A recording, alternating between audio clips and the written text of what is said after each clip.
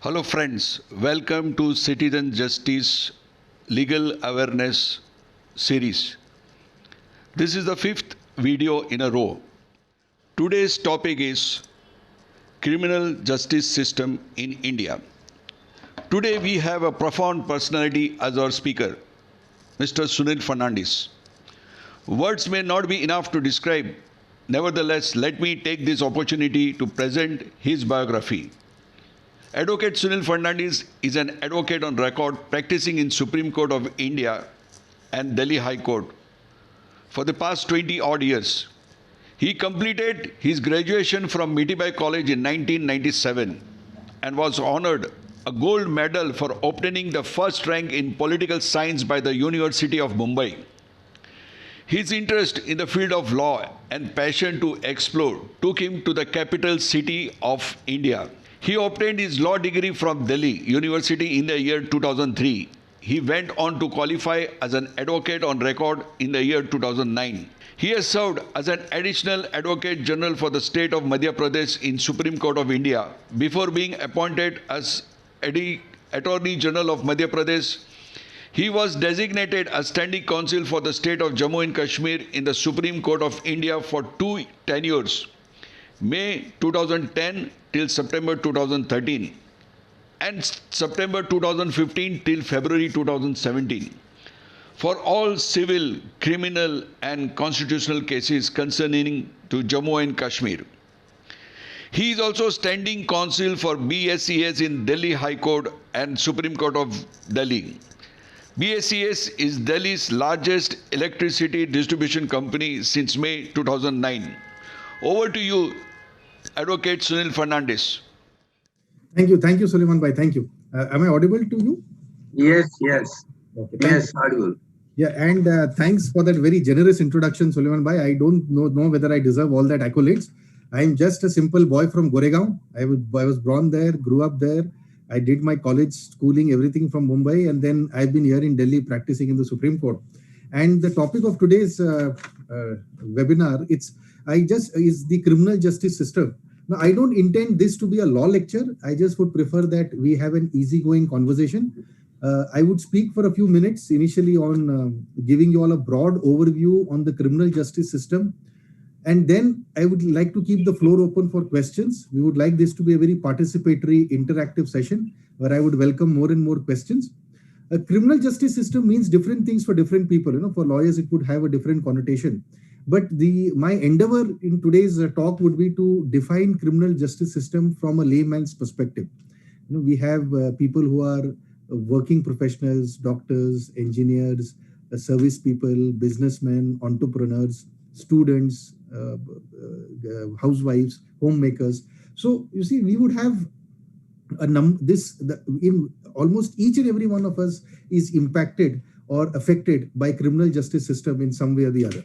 So what exactly is the criminal justice system, and what are those facets in that criminal justice system that affects the common man, the layman, the man on the street? The first and foremost, what we must understand is that we should use correct terminology, or we should understand that there is a hierarchy of courts. Just like for example, when you visit the police station or when you visit the government office, there is a hierarchy of officers. You have the SHO, and then you have the ACP and DCP, and then IG and commissioner, and so on and so forth. Similarly, in the criminal justice system also, there is a certain hierarchy of courts. Now, the lowest relevant court would be the magistrate's court. And a magistrate's court is divided in terms of jurisdiction. For example, in Goregaon West, Goregaon West or Goregaon would have one single police station. So, and that would be headed by an SHO, the station house officer. Now, for the entire Goregaon police station, whatever is the geographical jurisdiction of the Goregaon police station, there would be one metropolitan magistrate, or commonly called as magistrate, in charge. So if there is a separate police station for Malad, separate for Kandivali, separate for Borivali, so each of these separate police stations would report to a magistrate. And the magistrate is the starting point of our criminal justice system. From magistrate, the next level is the sessions court. For example, as I was saying, that the magistrates are the first level that you would come across, the lowest level of the criminal justice system, legal officers that you would come across, judicial officers that you would come across. And above the magistrates, then you have the sessions court. So there would be around 20, 30 magistrates who come under one single sessions court. For example, for the entire say area from Goregaon to Borivali would come under one sessions court, so on and so forth. So the trial court consists primarily of these two courts. You would have the magistrates court and you have a sessions court. Apart from the geographical distribution, what is one very important distinction is the trial of all serious cases. That is, those cases for which the punishment is more than 7 years, like say murder, rape, dacoity, etc., for which the sentence of imprisonment can be 10 years, 14 years, life, death, so on and so forth. All cases where the sentence can be more than 7 years are tried before the sessions court. They are not tried before the magistrates court. So this is one fact that you must know. And all cases where the offense, the maximum punishment for the offense, if convicted, would be 7 or less than 7, are tried before the magisterial courts. So these are the two important courts that we should know at the trial court stage. After that, after sessions, the next court in the hierarchy, the higher court in the hierarchy would be the High Court, the Bombay High Court in Bombay's case. And above that would be the Supreme Court. So these are the four main courts that every citizen of the country should be aware of, because this is something that you never know when you might need this. And when you need all this information at that point of time, some basic idea of how criminal justice system works helps to the benefit of each and every citizen. So we have the magistrates court, above that the sessions court, above that the High Court, and then above the Supreme Court. So these are the four normal hierarchies. Now one term, the FIR, which is called the First Information Report, is something that has always engaged our thoughts as to what is an FIR and how and what are the aspects of FIR that are relevant that every lay person should know. Now, you must understand that offenses, whatever offenses are there, the law describes them broadly into cognizable offenses and non-cognizable. Now, the difference between the two offenses are the less serious ones are non-cognizable, and the serious ones are called cognizable offenses. Now, how do you define that? Supposing two friends are talking, suddenly there is a dispute between two of them, and one friend slaps the other friend. So this is a minor quarrel, a minor dispute, a minor assault, one slap, and that would be say covered under say section 323 of the Indian Penal Code, so which would be a minor hurt. But for that, for example, check bouncing, you have your checks, checks gets dishonored. We have a check bouncing case under section 138 of the Negotiable Instruments Act. All these cases are non-cognizable cases. That is, these are not serious cases. That means non-cognizable cases are those cases where the police cannot swing into action on its own. They have to get an order from a superior court, from a magistrate's court. Only then can they swing into action. But if it is a cognizable case, that is something very serious.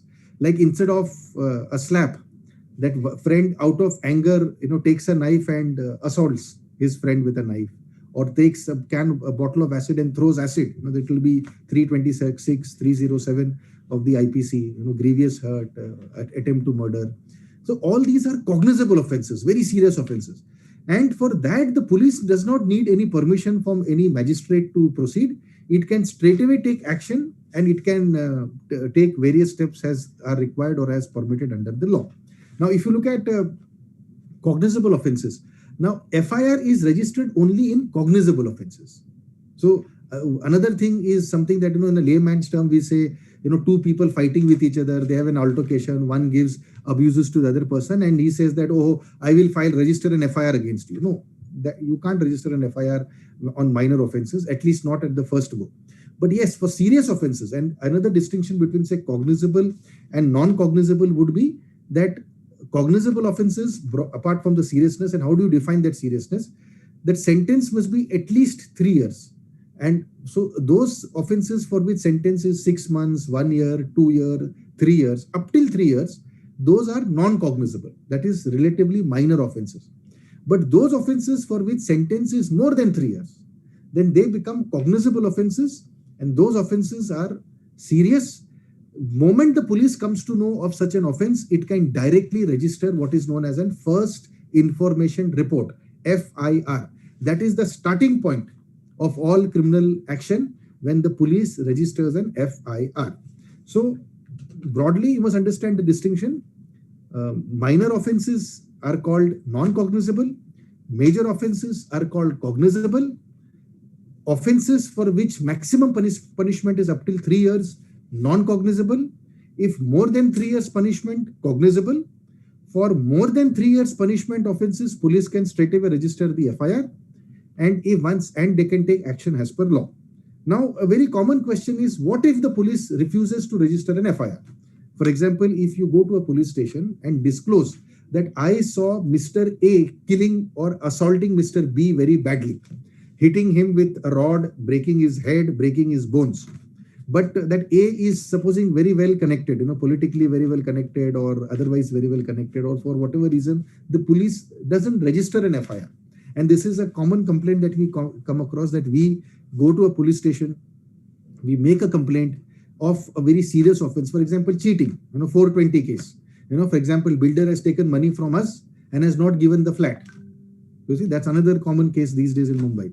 So that's squarely covered under, say, 420, which is 7 years minimum. So therefore, it is a cognizable case. But police doesn't register an FIR.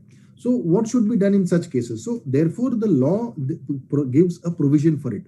If your local police station does not register an FIR, then under 154(3), you can write to the superintendent of police. Or in this case, you can write straight away to the commissioner of police or to the DCP, area DCP, and complain that, see, this is a cognizable offense that has happened on so-and-so date. I went to so-and-so police station, requested the so-and-so police station, the officer in charge, to register it. They have not registered it, so I'm bringing it to your notice. So you please direct your subordinate officer to register FIR and take action as per law. So this is under 154(3). But assuming you send that to the superior officers and they also don't do anything, then what will you do? Then law also provides for us remedy in this. Under 156(3) of the CRPC, the Code of Criminal Procedure, you can approach the area magistrate. Now, for example, if the offense has happened, say, on SV Road, Goregaon, so you can approach Dindoshi Court, which has jurisdiction over Goregaon, and you can inform the Metropolitan Magistrate having jurisdiction of that area, that by way of a written complaint in writing under 156(3), saying that this is the offense. I saw Mr. A assaulting Mr. B very badly. It almost killed him. It's an attempt to murder case. Or, as it's commonly called in UP and BR, half murder case. Can't be a half murder. It's either a person is murdered or not murdered. But, in many places of the country, attempt to murder is also called half murder. So, therefore, and I have gone to the police station. The police station refuses to register the FIR. And I've gone to the superior officer under 154(3). They also refuse to register the FIR. Therefore, I am coming before you. Kindly direct the police station, because the magistrate has judicial supervision, judicial control over the area police station. So kindly direct the SHO to register my complaint, register an FIR, and take action. So based on that complaint, the magistrate will call for the police, call for the reply by the SHO, will ask him, boss, did you receive this? If you have received this, why have you not registered an FIR? What action have you taken? And then if the magistrate is satisfied, the magistrate will pass a formal order under 156(3) and direct the SHO that you will have to register an FIR and investigate the case. So, and that is where the SHO then is duty bound. He has to register an FIR. And it's only after FIR is registered does the next stage, that is investigation process, starts. Now, what is investigation? Investigation is when the police steps out of the police station and enters your house to find out as to whether have you committed an offense or no. That is the stage of investigation, where they collect the statements, they collect the documents, they collect the evidence, and so on and so forth, which shall be used later on during trial. But one of the major aspects of investigation from the non-lawyerly point of view, from a layman's point of view, which we should know, which really affects us, is the power to arrest. It is during the stage of investigation that the police has a power to arrest. And it is only in cognizable offenses. So you see, please understand the link. Serious offenses are called cognizable.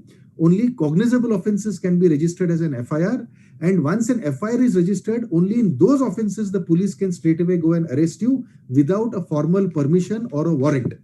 Because we often come across these instances in television or in movies where the police comes to arrest a bad character, and the bad character says ki warrant dikhao, where is the warrant? The police doesn't need to show warrant. If the allegation against that gentleman concerned is serious in nature, that he has murdered somebody or attempt to murder or rape or dacoity or fraud or grievous hurt, then in all those cases the police can straight away arrest him without having to produce a warrant. In non-serious cases, that is in non-cognizable cases, supposing there's a check bouncing case, my check has bounced, police cannot come and arrest me directly unless there is a magistrate's order. The magistrate has to issue a formal order of my arrest. Only then can I be arrested. But in cognizable cases, in serious cases, it is the own sweet will or the own sweet discretion of the investigating officer or of the police to arrest or not to arrest. Now, there is another provision that you must come across that you should know that when we talk of arrest. That is section 41A, 41 capital A of the CRPC, where even in serious offenses, the law gives an option, and this is a very recent amendment, it was made in 2009, I think. The law gives an option to the police that instead of directly arresting somebody, you send a notice to that fellow, that is section 41A notice. And you tell that fellow that, see, I have gotten this complaint against you. So supposing the police can issue that notice to the builder saying that I have got this complaint from the home buyer that 10 years ago you took 10 lakh rupees and you said that you will build the house and give, but you have not built the house. So therefore they are asking me to register a 420 case against you. What do you have to say to that? So that is a section 41A notice. Whenever there is any serious offense also, does not mean the police can blindly register blindly arrest the person concerned. They can also issue a notice under 41A. Once the notice under 41A is issued, the person concerned has to go and assist the police, cooperate with the police, give whatever information the police wants. And if that information is not satisfactory, not adequate, then in that case, the police can then arrest the person to whom that. I was just coming back to the fact that about how FIRs get registered, about the provision of section 41A, capital A, whereby you can issue a notice and the person concerned has to go join the investigation. And if at all, at the end of the investigation, if the police feels that he has cooperated enough, so no arrest. However, if the police feels that he has been evasive, he is not cooperating, then in that case, that person can be arrested at that stage. Now, once you are, now for example, another question that commonly arises is, what if the police were to arrest, or what if the police were to register a wrong FIR? Or many times we have this apprehension, this allegation that दूसरे side ने पैसा खिलाया और मेरे पे गलत FIR register किया. So we always have that complaint or that grievance that sometimes the police gets under the influence of the other side and registers a false FIR against us. Now, what are the remedies to a common citizen against that registration of a false FIR? First and foremost, the remedy is that you can file a quashing petition before the high courts. Now, you can file a quashing petition only before the high court. This quashing petition is filed under section 482 of the CRPC, where you go to the High Court and tell the High Court that this complaint that has been filed, FIR that has been registered against me, is an absolutely false, frivolous, and a malafide and a very wrong FIR, and that it should be quashed. Now, that's the same remedy, just to give a very popular example these days, that's the same section 482 that was filed by Arnab Goswami before the Bombay High Court against the abetment to suicide case that was registered against him. So therefore, you directly go to the High Court and pray and ask the High Court to quash or to demolish or to set aside the entire FIR that has been registered against you. That's one option. Second option is that, of course, you can immediately seek for bail. And I'll be speaking more about bail subsequently in the subsequent part of my talk. But these are the two main remedies that are available to you.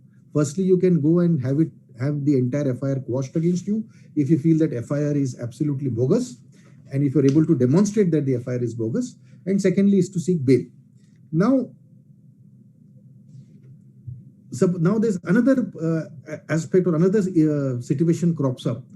Sometimes the police arrests some person but does not produce him before the magistrate, because the law says that once the police arrests some person, then he has to be brought before the court, that is the magistrate's court, within 24 hours. Now, supposing sometimes the police has arrested and they just keep him in the police lockup, the local police station. They don't produce him before the court. So if you don't produce him before the court, there is no way that you can seek bail. So therefore, what is the remedy in such situations? Now, the remedy in such situations is what is known as a habeas corpus petition. That is, this is essentially a writ petition filed under Article 226, whereby if police arrest some person in an illegal manner, please understand this distinction. If the police has formally arrested you, even if the case is as per you totally bogus, but if the arrest is as per lawful procedure, like for example, they arrest you, they show proper documentation in the police station to show that you are arrested. There is what is known as an arrest memo. There is a PSM, personal search memo. There is an entry in the police station diary. There is a formal intimation to the magistrate. So if all those legal formalities are completed, that means in terms of law, you are arrested. So you are accounted for. You are not gayab. You are not disappeared somewhere. But supposing if they were to simply arrest and not formally show that you are arrested, you see, supposing whether the case is bogus or case is genuine, but if they have picked you up, if the police has picked you up, picked up your friend, your relative, your brother, your sister, your son, but they don't show it officially in the paper that you're arrested, then what you do? So then the remedy for that is a habeas corpus petition. A habeas corpus petition lies against the police, or it can lie even against any private individual. Supposing a gunda has kidnapped your friend, and you are going to the police and you're asking the police, this gunda has kidnapped my friend, and please go there and release him from the captivity of this gunda, and the police doesn't act. So you can file an habeas corpus petition under Article 226. It can be filed only before the High Court. And once an habeas corpus petition is filed, then the High Court will ask the police, this is what the complaint is. You please get the person to High Court. The person against whom the allegation is that he has been illegally detained or illegally in custody of either the police of a private individual. It is the police's job that they will have to then find such person, bring him to the court, to the habeas corpus court. Now, another facet about an FIR is this, another common question that crops up. Supposing I go to the police, or I go, for example, I gave the earlier example where the police has refused to register an FIR. So I file a 156(3) before the magistrate, and magistrate then directs the police that now you register an FIR. The police registers an FIR, does whatever investigation it has to do, and then submits what is known as a closure report. It says that, sorry, we have gone through the contents of this FIR, we have investigated it, there is no offense made out. We have investigated and we have found out there is absolutely nothing. So what happens to the complainant? What happens to you when you are the original person who had gone to the court, based on which the court passed an order for registration of an FIR? Now, after registration of the FIR and after investigation pursuant to this registration of an FIR, the police submits a report to the magistrate, and that is known as a closure report. If supposing offense is made out, then charge sheet is filed. That's another common term that you must have heard of, charge sheet. If after investigation the police finds that there is sufficient evidence, it files what is known as a charge sheet. If after investigation it finds that there is no sufficient evidence or the allegations are not proved, it files what is known as a closure report. Now, once a closure report is filed, you as a complainant have a right to oppose it. So it is not that the police will file a closure report and the magistrate will simply close the case. No. Once a closure report is filed, the magistrate will have to then issue a notice to you. You can come before the court and you can object. The police has done this shoddy investigation, wrong investigation. These were the evidences. Police did not go into all that, and they have deliberately filed this closure report to favor the accused persons. So even then, there is a remedy under law. Now that is very important. See, we can complain saying that, "Arey, ye mere saath kya hua?" and this is so sad. But you complain because you are unaware. So it's not that the law doesn't give you a remedy. Law does provide you a remedy. It's up to us as to how do we well utilize it.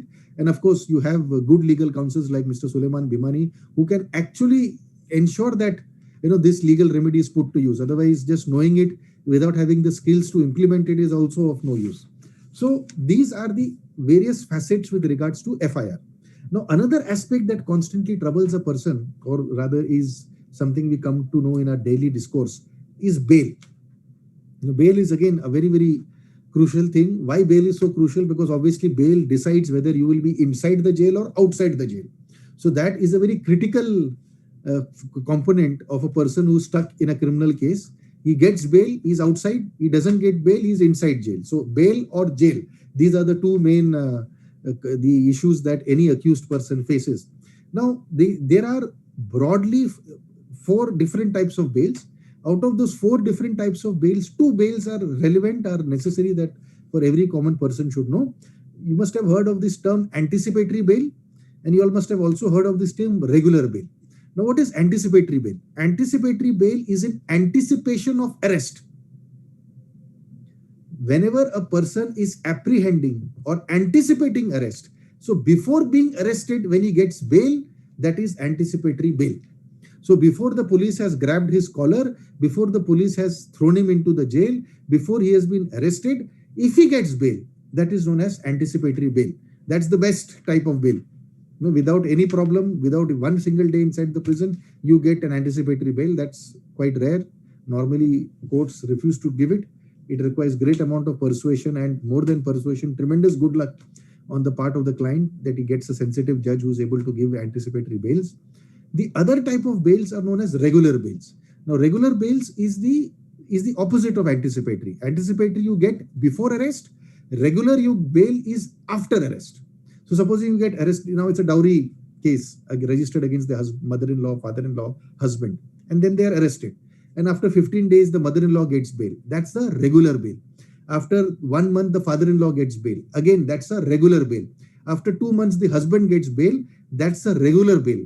And supposing the sister-in-law who's staying somewhere else, she's staying in Ahmedabad, she's staying in Pune, and she immediately files an anticipatory saying that, oh, these 3 members of my family are arrested. I am apprehending, even I'll be arrested. So kindly give me bail, anticipatory bail. And the magistrate says that no, they were not staying together, so dowry allegations against her are not made out.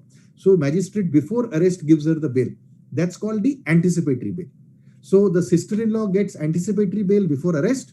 The other 3 who are inside the bars, they would get bail only after a certain amount of time, whether 10 days, 15 days, 1 month, 2 months. In serious offenses, say in attempt to murder or dacoity or rape, it can be years, or say narcotics in say NDPS cases.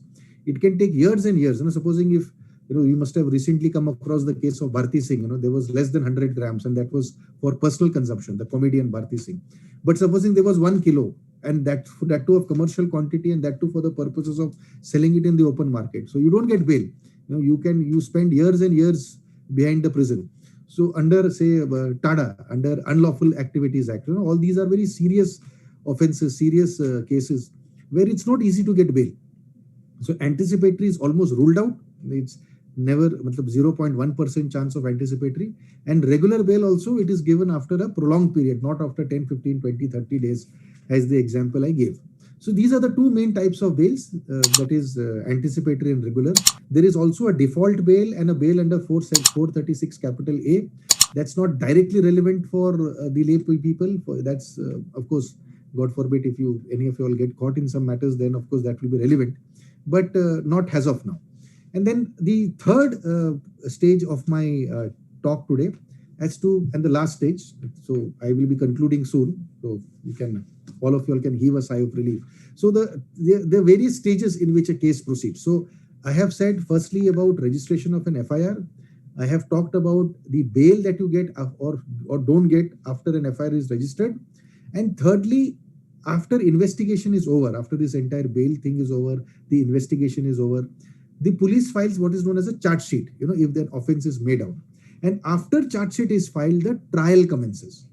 So again, let's be very clear when we use these terms, because there will be many times that, someone asks, "Arey, tera wo case ka kya hua?" And you would loosely say, "Arey, wo trial chal raha hai." No, aisa nahi. It's not necessary that trial chal raha hai. You'll have to find out whether a charge sheet has been filed, and only after filing of charge sheet does a trial commence. Now, what is a charge sheet? The charge sheet is the entire story. Charge sheet contains, say, the starting point is the FIR. Based on the FIR, what all things the police did.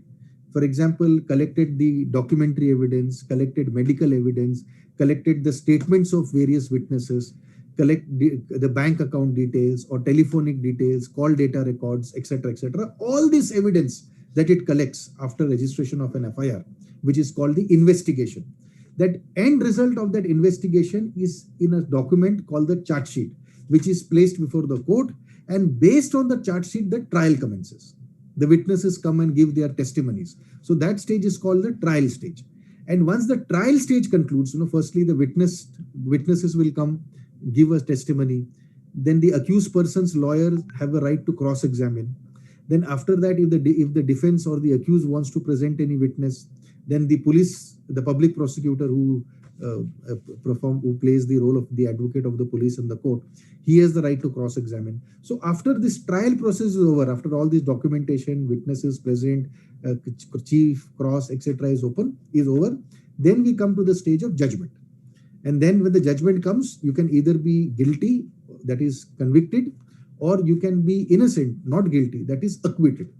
So in either case, so if you are guilty, you have the right to appeal to the higher court. Invariably, it's the high court. If you're not guilty, then the state, the police can file an appeal, or the complainant also can file an appeal before the high court against that acquittal, saying that the magistrate's court or the sessions court has wrongly acquitted the accused concerned. So this is how we go there during the stage of trial. And lastly, once you go to the high court, then that is the stage of first appeal. And once that is decided, then the last court of appeal is, of course, the Supreme Court. In whether it is bail, whether it is trial, whether it is judgment, evidence, whatever stage, the final court of the country is the Supreme Court. So everything goes and ends there. And once the Supreme Court gives its verdict, once the Supreme Court says whatever it has to say, that's the final word on it. There is no court above that. And that's why, as it's very commonly said about Supreme Court is important because it is final, and it is not no other court in the country can rival Supreme Court in that aspect. So I guess I've in this very short period of time, I've probably cleared a few fundas. I've tried to explain certain basics, in the most simplest manner possible. And I would love to answer any questions if you all have. Hello, sir. Yes, I can hear. We have just put up, sir. Yeah, we have received some questions here. First and foremost, good evening, Sunil, sir. Now, good evening. The question that I've repeatedly received here is from Miss Nikita Modi, who has again asked me to be a bit louder. But unfortunately, now I've completed my talk. So, I'll try now to be a bit more louder for the answers. Yeah, the first question, should I go? Yes, please. Should I go ahead with? Yes, please. Yeah. It's been posted by Mr. Salman. It says, what is the recourse if police files a closure report without persecution under section 182 or 211 against a false complaint? Yes. So, Salman, I had already dealt with this. Now, it doesn't really matter whether the offense is under 182 or 211. It can be any offense. See, let's understand the funda here. The funda here is that supposing if there is an FIR that is registered, the police is supposed to investigate the FIR and file a charge sheet so that the trial against the accused persons can commence. But instead of filing the charge sheet, if the police feels that they do not have enough material, there is no enough evidence, or the case is not made out against the accused, they can file what is known as a closure report. So once they file a closure report, before the magistrate accepts the closure report, it issues notice to the original complainant or on whose basis the FIR was registered. And that person has a chance then to respond to what the police has filed and to demonstrate before the court that this closure report that the police has filed is wrong. There is enough material. And if he is able to convince the magistrate, if he is able to convince the court, then the magistrate court can reject the closure report and direct the police to submit a charge sheet and start with trial. So it's not like the police is the final word on this. It's actually the magistrate, the court, which is the final word on it. Even if the police submits a closure report, it can be rejected by the magistrate, and the magistrate can order the police to file a charge sheet and proceed with the case. Next question. Thank you, sir. Yeah, the next question is asked by Hina Shroff. She says, what to do if the charge sheet filing is delayed due to pressure? So then what happens is, once the there is a provision under law. You see, there is for certain offences, police has to file the charge sheet within 60 days. For other offences, police has to file a charge sheet within 90 days. Now, if supposing for any reason whatsoever, if in this, because see, what happens is now the matter has gone to the court. Now, if the police don't file the charge sheet within 60 days or 90 days, the accused can get a default bail. Now, if you remember just a little bit earlier when I was giving the 4 examples of bail, anticipatory, regular, I also said default and then 436A type bail. So this default bail is that. So in 60 days or in 90 days, as the case may be, if the police does not file a charge sheet and if the accused is behind the bars, he is immediately entitled for bail because the police has not registered the FIR or filed the charge sheet. And that becomes very controversial for the police. See, they may not file a charge sheet, I mean, in very rare cases, but when they don't file the charge sheet and the accused person comes out of jail on a default bail, then the investigating officer, the public prosecutor, everyone has to face a lot of flack. It's not easy that way because they have superior officers, they have to report to superior officers and they have to justify as to why were they not able to file the charge sheet. So they are answerable to that. Now, assuming in a very rare example where even the superior officers also are compromised or there is immense political pressure, you can approach the courts. You can file a writ petition before the High Court. You can bring to the notice of the High Court that there is a politically motivated, there are extreme big guns involved. There's a high degree of political involvement or motivation here. Therefore, despite such a heinous FIR, there is no charge sheet being filed within 60 or 90 days. Accused are going scot-free under default bail. And therefore, this FIR must be transferred from this police station and either sent to the CBI or it should be to the CID or it should be under a special team created by the High Court for the purposes of prosecuting this case. So you have that remedy. It's not like you are remediless. You can approach the High Court under Article 226 or you can also approach the Supreme Court under Article 32. Yeah. Next question, please. Okay, sir. This question is specifically under POCSO. What are the remedies available if there are false cases registered by police? No, see, there is as I said, irrespective whichever statute, see, it's not just one single criminal statute. IPC, the Indian Penal Code 1860, is only one criminal statute. There are almost dozens of criminal statutes under which somebody can be arrested or prosecution can be initiated. POSCO is one of them. You also have, say, the most common one, the crores and crores of cases are pending under that act. That is the Negotiable Instruments Act 1881, the check bouncing cases, Section 138. Then you also have POSCO, you have NDPS, that is for drugs. You have UAPA, Unauthorized Unlawful Activities Prevention Act, that is for terrorist activities. Then you had the erstwhile TADA. So in all these cases, whenever there is an unlawful prosecution, you have your remedy. As I said, you can file a quashing petition under Section 482 before the High Court to have that FIR quashed. Or you can also file the same quashing petition under Article 226, that is a writ petition, before the High Court. Supposing if it's a false prosecution or a frivolous prosecution under Unlawful Activities Prevention Act. So 482 CRPC may not strictly apply, but you can also use 482 read with Article 226 or 226 read with 482, approach the High Court and seek for quashing of this false case. So you will have to demonstrate right at the start that how this case is false. And if you're able to successfully demonstrate it, the High Court will proceed and quash it. But I must tell you all, it's very difficult because without evidence being on record, normally the High Court doesn't quash it. So unless and until you have some really strong evidence on day one for the High Court to interfere and quash it, it won't. But the short answer to your question is the remedy is to go to High Court against all frivolous or all false litigation. Yes. Next question, sir. Okay.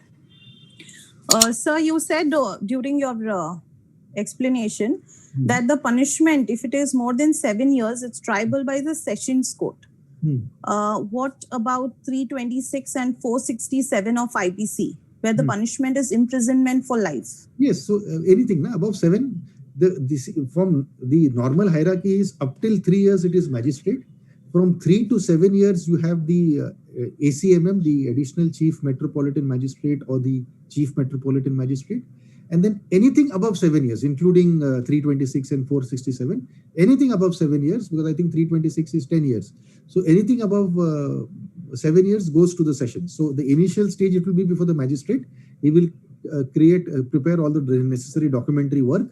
and then what is known as a committal to the sessions. And then the entire thing is sent to the sessions just before the trial, so that the trial then takes place at the sessions court level. Okay, there's another question on the same section 467 IPC. Whether this section is actually a forgery of valuable security. Is it cognizable or not? Cognizable.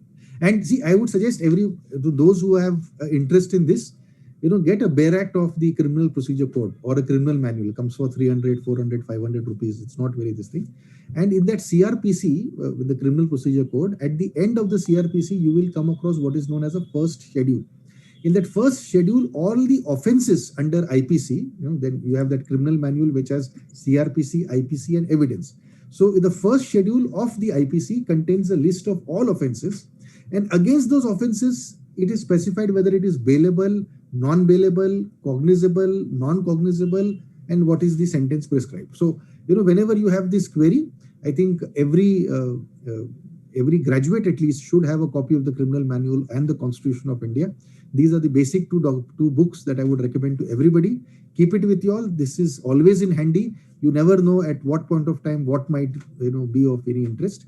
So just like 467, you can also examine other offenses also and see whether they are cognizable, non-cognizable. Just examine it, don't commit it. That's all I can recommend to you all as far as offenses go.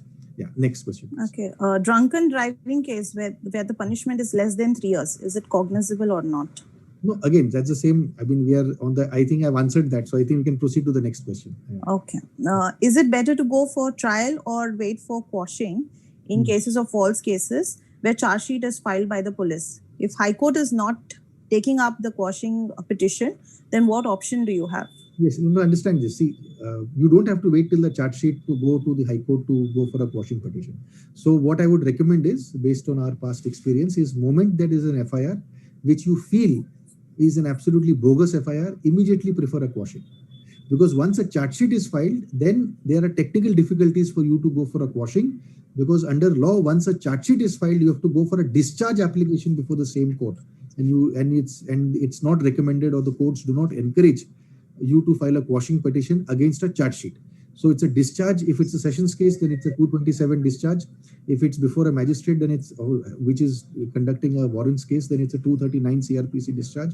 So the appropriate legal remedy once a charge sheet is filed is to move a discharge application before that same court. Then you may have missed the bus. At that stage, you can't file a quashing petition. But at the FIR stage, that is FIR, post-FIR, pre-charge sheet, between these two, you can definitely go and file a quashing petition before the High Court. Sir, in reference to Arnab Goswami's case, who approached the High Court or the Supreme Court whenever anyone files a complaint against him, he became a privileged person, like a legislator having 24/7 immunity. Hence, police reached at his place at 6 a.m. So are the higher courts so easily accessible every time to a private person or citizen like Arnab Goswami? There is a politically correct answer and there is a factually correct answer. The political correct answer is yes, the High Court is accessible to everybody. The factually correct answer is that may not be the case every time. So I think that this questions is a bit too obvious for everyone. We all know how it transpires. Of course, there are, the people who are important or people who are quite prominent in the public image or public discourse. Of course, on a very practical level, their cases are taken up with a little bit urgency than the ones who are not known. That's the fact of life. That's it's a politically incorrect thing to say, but I would rather be factually correct rather than being politically correct. So there are times, and it's not just with Arnab Goswami, it can be with any other superstar, or for example, Salman Khan, he also got bail within a few hours, which is, or Jayalalitha for that matter, when she was convicted of prevention of corruption case, she also got bail in a matter of a few days, where others take years to get bail. So that is a fact that sometimes VIPs do get preferential treatment. This is a fact of life. It may not be there for all cases all the times, but yes, there are instances where VIPs, and they may not get a favorable order, but at least they get access to justice faster than the common man. That's definitely one of the less welcome characteristics of our criminal justice system. Next question, please. Okay, thank you, sir. Can the police be prosecuted if there is any arrest or investigation which is faulty? There are several movies where at the end of the movie, while releasing the hero, our victorious hero, the magistrate says that police ko prosecute karo and all that. But in reality, it doesn't really happen, because unless and until it is demonstrated that the police have taken some bribe or have entered into a conspiracy to deliberately arrest somebody, then in that case, yes. But otherwise, in a normal prosecution, where you're not able to show anything extraneous, if the police loses the case, does not mean they get prosecuted. Otherwise, no police wala will be ready to do his job. Look at the seriousness of it. If he loses a case, that means he goes behind the bar. So that if that is the danger, then who will do his duty? So it's not that. Unless and until there is some criminal action that the police has committed in pursuance to their handling of this case, then yes, and that's true for any government officer. Why just the police? Even, for example, you move an application before the municipality for making some changes to your building, and supposing they demand a bribe, so even that is illegal. So they can be prosecuted for that also. So it all depends as to whether during the course of their official duty, while they were performing their official duty, did they indulge in any illegal act? But in the course of performance of their duty, if supposing that they lose and the private citizen wins, then that does not lead to a prosecution of the government servants. Next question, please. So can you enlighten us with the difference between formal arrest and illegal arrest? So the difference between, illegal arrest would be when, as I told you, there are certain legal formalities that the police has to comply when it arrests you. So it's not just, they're not taking you for a joyride or just for a picnic. When the police arrests you, the law says that when you are arresting, there are certain conditions to be met, certain norms to be met. As I said, the arrest memo, the personal search memo, the medical examination, entry in the daily diary, intimation to the magistrate concerned, producing him before the magistrate concerned. All those aspects are, so arrest and formal arrest are the same thing. So you arrest a person so all those, you presume that arrest has been done pursuant to a lawful legal procedure. Now, the offense for which is arrested, that may be false, frivolous, bogus. That's a separate issue that you'll have to agitate it separately. But the procedure of arrest, if it is done in compliance of law, then that is known as a proper arrest, formal arrest. However, if that arrest has taken place in violation of law, then that is an illegal arrest. So it's actually an arrest which is not an arrest in the eyes of law. Supposing police just picks up some person and just confines him in a room or confines him in the lockup. No documentation, no information to his next kith and kin, no presenting him before the court, nothing. So that is an illegal arrest. So therefore, you please judge the arrest not by the underlying offense for which you are arrested, but whether the necessary legal requirements for your arrest have been completed or no. That will define whether the arrest is legal or illegal. Yeah. Next question, please. Okay, sir. A director and a promoter of the company, can they both be prosecuted under MPID Act? That is, again, normally you have prosecution against individuals. So that's fine. That's not a very complicated thing because, an individual has committed a crime, individual has to face the case. He either succeeds or either loses. The problem arises in corporate entities. Now, for example, a company. So if a company has committed a fraud, so like you say in check bouncing cases, many times a company were to issue a check. In MPID cases also, the deposit would be you're not entrusting to Mr. A, you will entrust to a company called Golden Returns Private Limited.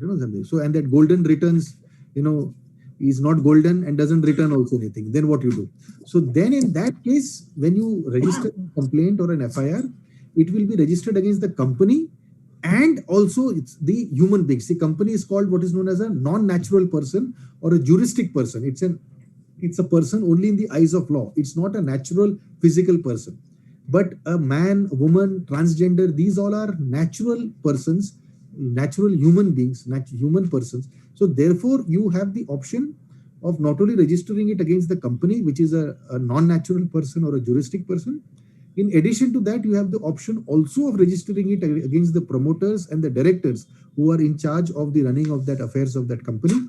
who are the natural person. So if there is a punishment of imprisonment, it will have to be suffered by one person who is the promoter or director, and not by the company, because you can't logically, or it's not or feasible or possible to jail a juristic entity. You only can jail a natural entity. Yeah. Next question, please. Sir, if a person is forced to confess before the police, will it be used against him in the court or not?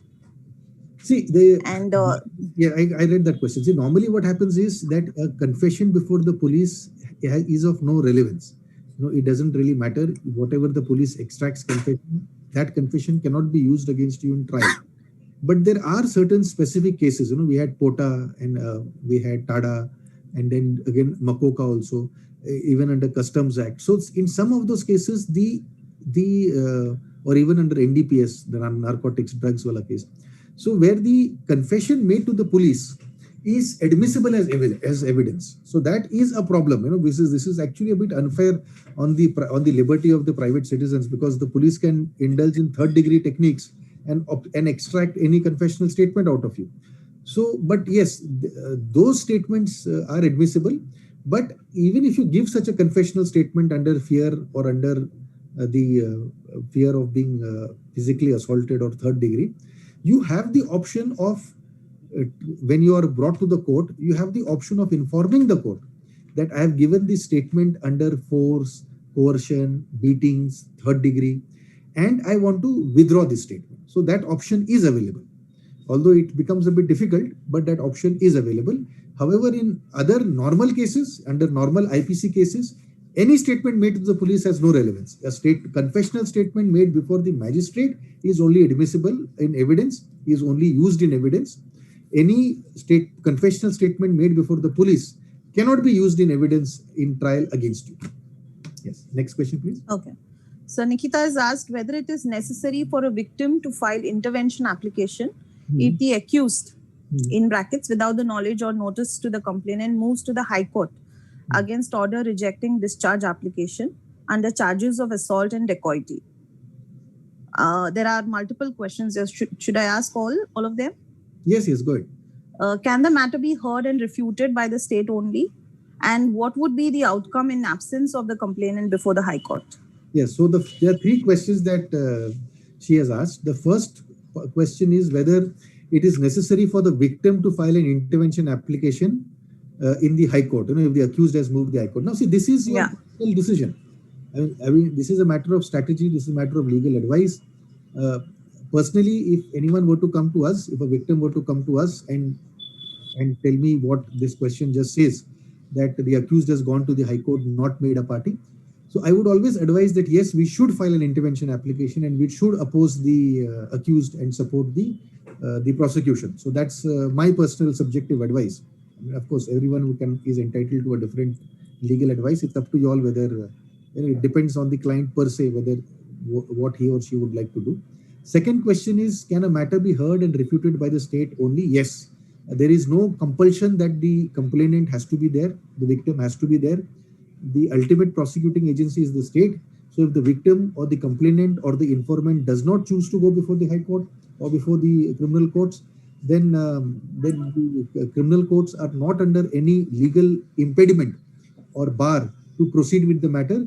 They can proceed with the case decided one way or the other after hearing the public prosecutor, after hearing the police. They need not wait for the individual informant or the complainant or the victim.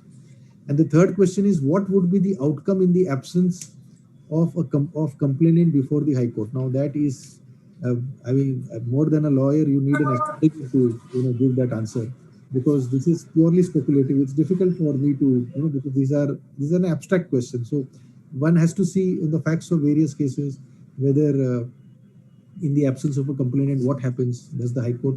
But invariably, it all boils down on a very practical and a pragmatic basis on your luck factor. That it is who's the public prosecutor in the High Court who's contesting the case on behalf of the state. If he's a very competent guy, conscientious guy, then even if the complainant is not present, he will manage to win this case for you. And if the public prosecutor is, because he is a very crucial component in this, the one who has to argue on behalf of the police, on behalf of the state. If the public prosecutor is not very competent, or if he is compromised, or if he is not the brightest bulb in the chandelier, as they call it, then there is a possibility that yes, if the complainant is not present, then it can actually be damaging. So my answer again to this to the question Nikita Modi has asked is yes, as in there is a possibility of damage if the complainant is not there before the High Court. Sir, can you please help us understand charge sheet? What exactly does it comprise of? I had specified that somewhere earlier. Maybe Varun went to have a cup of coffee when I was discussing about charge sheet. See, charge sheet is what I told you. It's a compilation of everything that the police has done during the investigation. So the starting point of a charge sheet is the FIR. Once an FIR is registered, can the police investigate? Without registration of an FIR, police cannot investigate.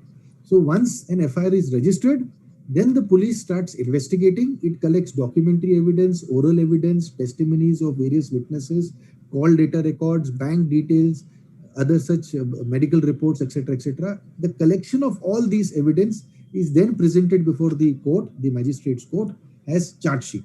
So that charge sheet is the basis for the commencement of trial. So once you have the charge sheet, the investigation ends. So FIR is the starting point of investigation, and charge sheet is the concluding point of the investigation. So after FIR, then investigation, then charge sheet, then trial, and then judgment. So these are the 5 broad stages to which a criminal case proceeds. Can I have the next question, please? The statements made before Narcotic Control Bureau, are they admissible? I think I've already answered this question. Yes, you can. Yeah. There's a second subsequent part to it. Can the accused deny the statement before the magistrate or change the statement? Yes, we can deny that. Yes, that's not a problem. Okay. In POCSO case, can medical report determine the age, and birth certificate won't be required, or will it be required? Just again, see, these are the nitty-gritties of trial. It all depends on a case-to-case basis. Whether on you can't have a hard and fast rule on this. Normally, if there is any dispute with regards to the documentary evidence with regards to age, that for example, school leaving certificate or your 10th certificate or 12th certificate, then my court can direct the police to or the investigating agencies to get what is known as a medical report, the bone densitometry test, or there are other such tests available which determine the approximate age. So that is always there, but it depends on case to case. There's no hard and fast rule. You can't have one specific rule for all cases like this. Yes. Okay. Can an advocate appear on behalf of the victim or the complainant and replace the prosecutor in the trial? No, you can't. You can only assist. You can only aid and help. You can't replace. So the main person is the public prosecutor. You are only there to give supporting role. You're not. You can't this thing. The public prosecutor is Shah Rukh Khan. You can only be Anupam Kher. You can't supersede him. Okay? Yeah, in a defamation case, the complainant withdraws the complaint post harassment of 3 years. What is left for the accused to do? That it depends. Now again, so these are I would request the questions are very open-ended, and it depends on facts to facts. Now, see, this is my idea has not been to give a legal lecture. I've just tried to give some basics about how criminal justice proceeds. Now, questions like this would really depend on individual facts and circumstances, because it's very difficult to guess as to what would be the state of mind of the victim, what has transpired in those 3-year interregnum, whether they have made peace, whether they have realized that it was on a spurt of anger. So it's difficult to actually comment on these cases which have a great deal of hypothetical factors involved in it. Can we have the next question, please? The difference between B summary and C summary report. See, the various A, B, C summaries. These are minor technical this thing. When there are closure reports filed, when the police says that offense is made out, but we are not able to find out the accused persons, then they file one type of summary. And in the next, when they say that no, offense itself is not made out. So when a closure report is filed, there are 2 types of closure reports, B and C. In one instance, the police says, yes, the offense is made out because somebody, for example, is dead. And that's an unnatural death. That's an homicidal death. So yes, somebody is dead, but we don't know whether, who has killed him. The evidence, doesn't lead us anywhere. It's a dead end we have reached. So therefore, we are filing this closure report. The other instance would be that no, the person didn't die out of unnatural circumstances. He got a heart attack and he died. So he was not murdered. It's not homicide. So therefore, that's the second variety of closure report would be when there is no offense made out. So closure report of two types: offense made out, but we don't know who's committed the offense. Second type of closure report is no offense itself is made out. So therefore, there is no question of finding any accused in that. Can we have the next question? So if an advocate is allowed to assist the prosecutor, can the accused or the advocate for the accused oppose it? And are there any landmark judgments? No, you can't. There is the right. The Supreme Court itself has said that that's not a problem. You can always assist the public prosecutor. It's assist. You can't replace. You can't superimpose yourself, but you can always, after the public prosecutor has made his arguments, you can make certain additional arguments in support of the public prosecutor. Next. That's the last question, sir. Okay. Thanks a lot, sir. Now, there was constitutionality of section 377. I just read one question here. Yeah, what is the stand of constitutionality of section 377 of IPC as on date? See, 377, and I was one of the petitioners, advocates for the petitioners in that case in 377 in the Supreme Court. Now, 377 has been struck down partially because earlier the 377, what it means is sex which is against the order of nature, that is unnatural sex. So there are various aspects to unnatural sex. For example, a human being indulging in a sexual intercourse with an animal. You see? So that is unnatural sex. That is still an offense under section 377 IPC. That has not been erased by the Supreme Court. What has been erased by the Supreme Court is homosexual activities like sexual intercourse between an adult consulting male with another male, or sexual activity between an adult consulting female with another adult consenting female. So it's only adult consenting same-sex relationships that are brought out of the ambit of 377. They are made as non-offenses. That's the only part that has been taken away. So 377 stands. That's very important for us to know.